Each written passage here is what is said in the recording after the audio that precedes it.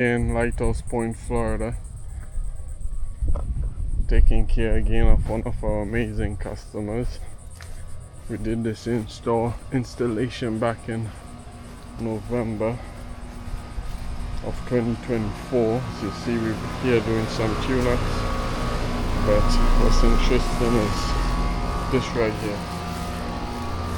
See all that algae and bacteria just came out of that drain line. We got 2 units on one drain.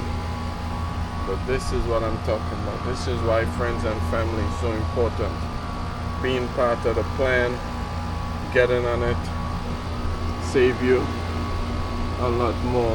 But this stuff came out of this. Take a close-up look.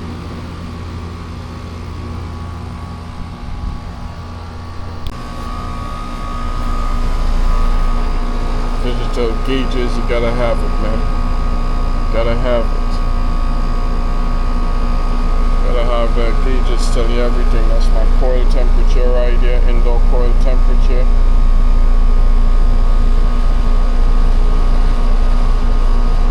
See, some reason I'm getting a 0 sub cooling, but I'll take a look into that and see why. The pressures. Basically tell us everything. That's my liquid line temperature right here. That's my liquid saturation temperature there. And this one, that's my vapor saturation temperature. High head pressure, low suction pressure.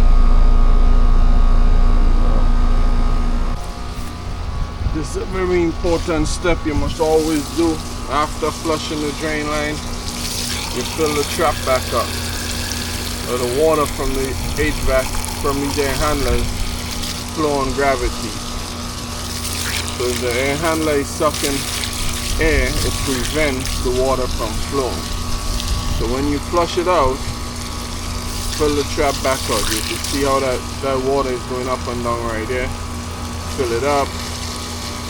So it's easier for it to flow, and then you just let it start draining on its own. Alright, so we're all cleaned up. As you can see what's happening now, right? Got a lot of piston action going on right now. There's both units draining. We're gonna go back up in the attic, take a sneak peek, make sure everything's good.